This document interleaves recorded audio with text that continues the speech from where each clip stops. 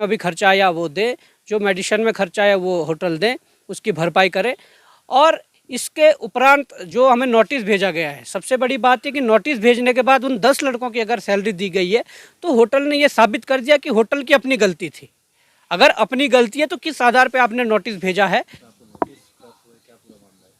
जी बिल्कुल, जिस प्रकार से हमारे द्वारा, हमारे संगठन द्वारा उन जो हमारे साथी थे उनके सहयोग के लिए, उनके समर्थन में आवाज़ उठाई गई थी, तो मैं ये कहना चाहूँगा कि जो दीपेंद्र जो लाल है, जो टिहरी जनपद का एक युवा है, उनके साथ जो वहाँ पर घटना हुई थी, उस घटना में मैं ये कहना चाहूँगा कि सबसे पहले कि ऑन ड्यूटी उसके साथ वो घटना हुई है।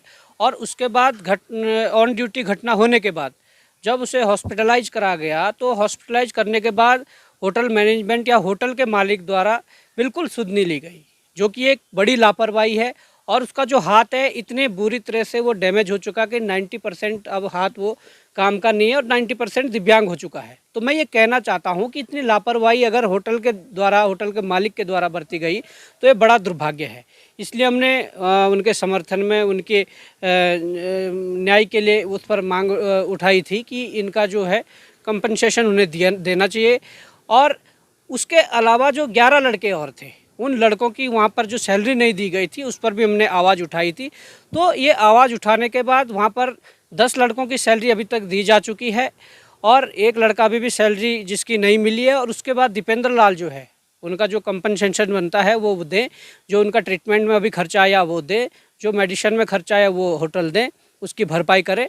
और इसके उपरांत जो हमें नोटिस भेजा गया है, सबसे बड़ी बात है कि नोटिस भेजने के बाद उन 10 लड़कों की अगर सैलरी दी गई है तो होटल ने ये साबित कर दिया कि होटल की अपनी गलती थी।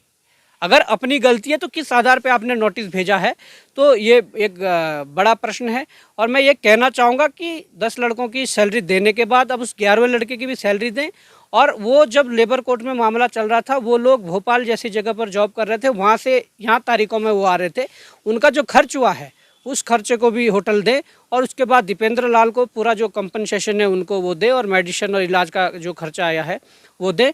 और अगर ऐसा नहीं होता है, आपने तो अभी नोटिस भेजा, पर अगर ऐसा नहीं होता है, हमारे जो युवा साथी है, जो उत्तराखंडी हमारे भाई है, उनके साथ हमारे उत्तराखंड में इस प्रकार का अगर व्यवहार, अगर इनका शोषण है इस प्रकार का हुआ है, तो इसके लिए अगर होटल इस आगे कदम नहीं बढ़ाता है इनको कंपनसेशन देने का, इनको न्याय देने के लिए, तो हम यहाँ पर होटल में तालाबंदी करेंगे।